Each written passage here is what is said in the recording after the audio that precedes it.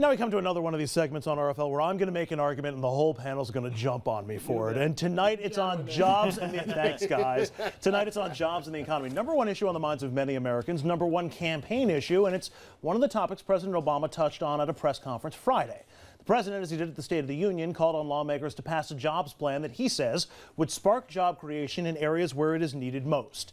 The president calling for bills and money to prevent teacher layoffs, the layoffs of firefighters and police officers, to rebuild our crumbling highways and bridges, to help people refinance their homes, to help small businesses expand, to encourage those small businesses to hire more people, and even to expand internet access. All those things will strengthen the economy, and independent economists estimate it would create an additional 1 million jobs.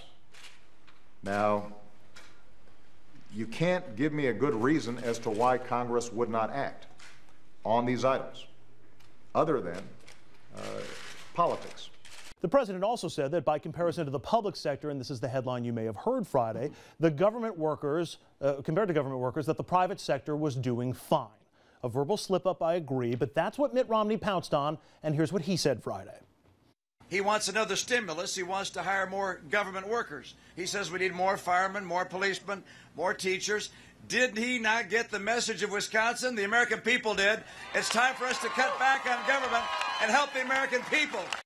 So firemen, policemen, and teachers are bad, and not for nothing that complaint from Romney and other Republicans, the government jobs are somehow worthless or aren't real jobs. You know what? Tell that to an unemployed American. The Washington Post crunched the numbers that prove this point. Total unemployment rate right now, 8.2%.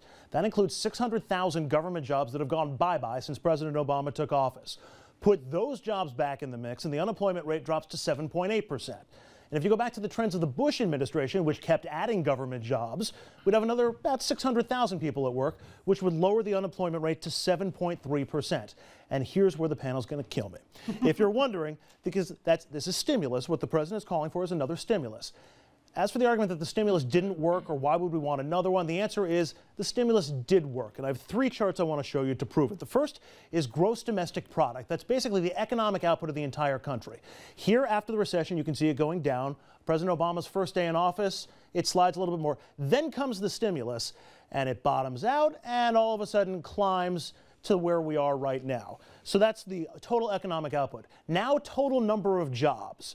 And we'll see the same kind of trend. Here's the recession and the job numbers. Look at that plummet. Obama's first day in office, and a little bit after his first day comes the stimulus bill, which injected money into the economy. And let's watch what happened to the line after the stimulus.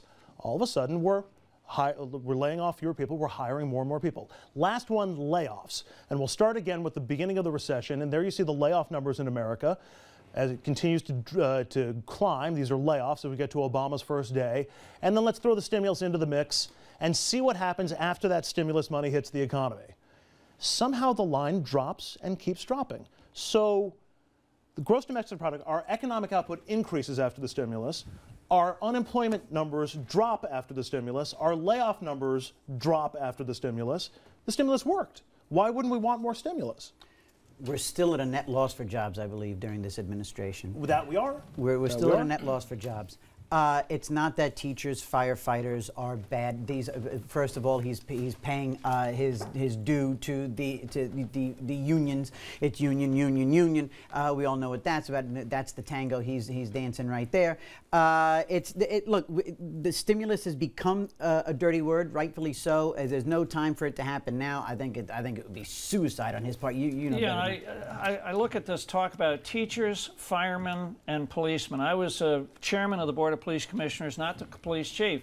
These people in my town are funded off of the property tax. What's the federal government doing saying that they're going to save a teacher in Stonington, and my wife's a teacher, or a policeman in Stonington, or a fireman in Stonington? That's just wrapping this wasteful stimulus package into a local job where there should be no connection. Guys, wait. No connection. I'm with you. Connection. I'm with you on there will be no other stimulus. But I agree with you too, by the way. There's not going to be. It's not going to happen. You got a better chance of me and you being elected president. It's not going to happen. But put yourself, and I know quite a few of them, in the shoes of a teacher that has received a layoff notice, and June 30th is that no? Okay, you can play the violin. It's a Stradivarius. But wait. But you have a mortgage. You have children. Let's say they go to My Catholic wife school. is a school teacher. She's received pink slips So it's on not and off wasteful. almost every year because we can't get the budget ready, so they have to lay them off early. But the fact of the matter is, she is funded out of the local community that pays her, Okay, but not Congressman, funded but the out point of I'm making Washington, is that D.C. do we understand how many jobs have been saved because of the president's first stimulus in terms of teachers and firefighters that were about to be let go? Yes, but that's interfering with the local government, and that's the whole story of Wisconsin. The story of Wisconsin was federal government, get out of here. No, but we can solve our own disagree. problem, and they did. The story of Wisconsin, if we're going to be honest about this, I'm honest. was really 1,000, 2,000, 3,004. Oh, the nonsense. story of The story of billionaires Wisconsin- on the right pumping out 40% of union employees voted for the governor because he did what he said he was going to do. I want to bring this back to the original point, which, first of all, I don't care if you're a cop or a firefighter or a teacher.